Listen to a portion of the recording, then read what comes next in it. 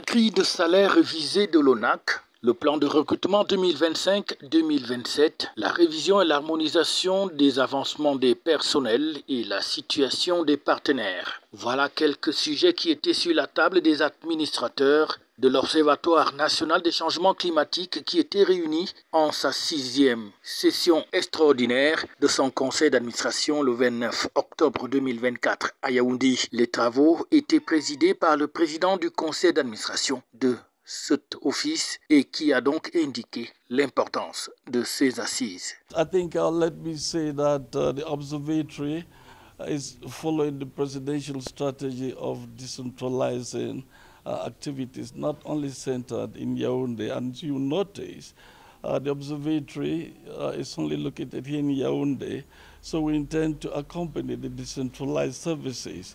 But also remember that it is crucial because climate issues are only becoming more complicated and more difficult for the ordinary person to understand. And so we think when the ONAC personnel is found on the ground, they'll be able to bring information to our population early enough and sensitize our population of the risk of not taking action. The failure and the consequences of not taking action is always very serious. And secondly, they will be able to build personal and collective resilience for their well-being and for their economy. So you see that it is very, very important for this workforce to be increased. ONAC is barely operating on, about 25.5% of its workforce. And so expanding this workforce to go down to the regions. But we are not even taking all the 10 regions. I think there should be some strategic outline where to start from. And I think most of it would be based on risk and vulnerability. So 3 key regions have been identified: the extreme north, the north, and the littoral region. Le directeur général de l'Observatoire des changements climatiques rapportait donc les sujets inscrits à l'ordre du jour et a fait le point de ceci au terme de cette session. Le premier point est relatif au salaire des travailleurs à l'ONAC.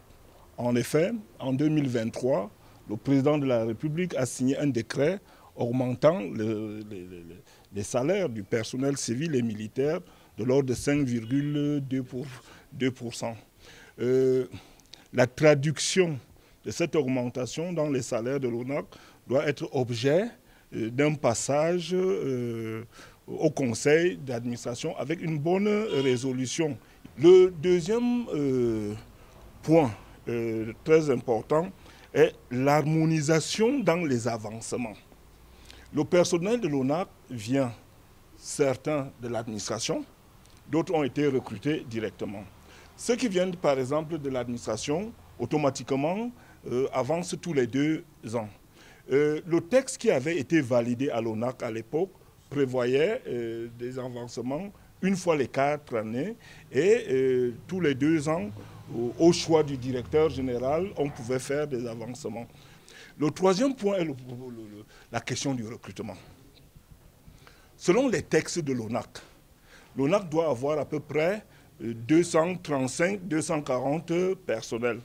À ce jour, président du conseil d'administration, chauffeur et tout le monde inclus, nous sommes autour d'une soixantaine.